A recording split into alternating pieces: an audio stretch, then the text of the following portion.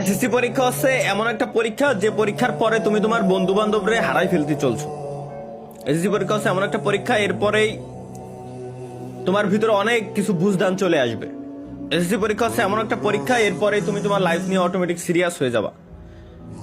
SSC পরীক্ষা হচ্ছে এমন একটা পরীক্ষা যে পরীক্ষার পর তুমি এখন যেমন হাসি খুশি হাসি খেলে বেড়াচ্ছ, এরপরে দেখবে অটোমেটিক তোমার মাথায় কিছু না কিছু চলে আসছে যে আব্বুর কাছ থেকে আর টাকা নেওয়া যাবে না, নিজের কিছু একটা করতে হবে, নিজের কোনো কাজ করতে হবে। হাসি খেলে বেড়াচ্ছ না।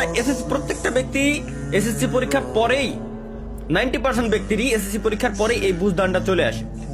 কারো একটু বেশি সময় লাগে, কারো একটু আগে আসে, কিন্তু বেশিরভাগ টাইমে এসএসসি পরীক্ষার পরে আসে।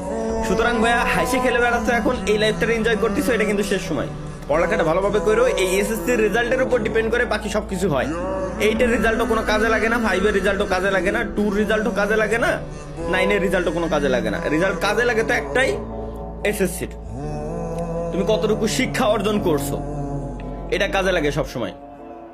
বুঝতে পারছো আশা করি। এবং শিক্ষার সঙ্গে কখনো তোমার জব সেক্টরে মেলাবা না যে তোমার ভালো রেজাল্ট করলে ভালো একটা জব পাবা। বাদ দাও, এরকম জব করিও না, কোনো দরকার নাই। শিক্ষাটা হচ্ছে এমন একটা জিনিস, তুমি পরীক্ষায় ফেল করো সমস্যা নাই, কিন্তু শিক্ষা অর্জন করো, জ্ঞান অর্জন করো। জব টোটালি আলাদা সেক্টর, এখানে এক্সপিরিয়েন্সের মূল্য আছে, শিক্ষার মূল্য দেয় না, এক্সপিরিয়েন্সের মূল্য দেয়, বুঝছো?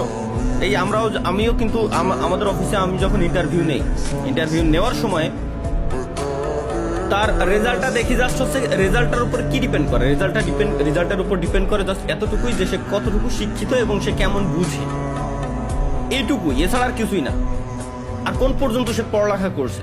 যখন সে দেখি যে বিএসসি কমপ্লিট করছে বা ডিপ্লোমা কমপ্লিট করছে বা এইচএসসি কমপ্লিট করছে, তখন বুঝে যায় যে মোটামুটি তার ভিতরে একটা বুঝদান আছে, তাকে আমরা ট্রেন করাইতে পারবো। বাট সে যদি এতটুকুই শিক্ষিত না হয়, তাহলে আমরা তারে ওই ট্রেনটা করাইতে পারবো। দ্যাটস ওয়াই শিক্ষা অর্জন দরকার আছে। আর চাকরি